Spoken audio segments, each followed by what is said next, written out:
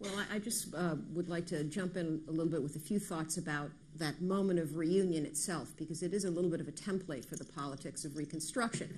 Appomattox, Lee surrenders to Grant. It's a moment that we like to think of as fairly transparent in meaning.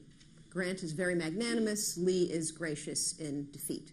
But I would argue, I think a case can be made that the surrender terms are politicized, they're spun by the press the moment the word gets out on the wires of the surrender.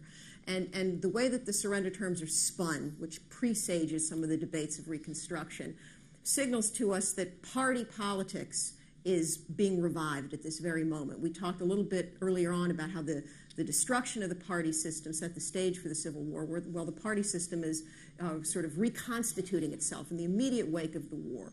So for people who had supported Lincoln and Grant in the Republican administration, Grant's magnanimity is the magnanimity of a victor who can afford to be magnanimous because he's so thoroughly crushed his opponent. And the magnanimity symbolizes the superiority. It's an ideological vindication. It symbolizes the superiority of the northern way of war, of the free labor system, and so on.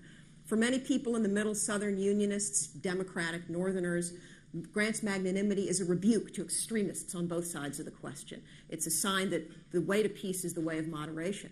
But to many former Confederates, Grant's magnanimity, and particularly the part of the surrender terms that promised that Southerners will be left undisturbed if they uphold the terms of their paroles, that's a promise. It's a contract. What does undisturbed mean? Well, as it turns out, in the minds of many Southerners, undisturbed means don't disturb the racial caste system. Don't disturb the status quo. The minute that civil rights bill is proposed, and the military acts, so-called by Southerners, the Reconstruction Acts are proposed, Southerners say, oh, you've broken the contract.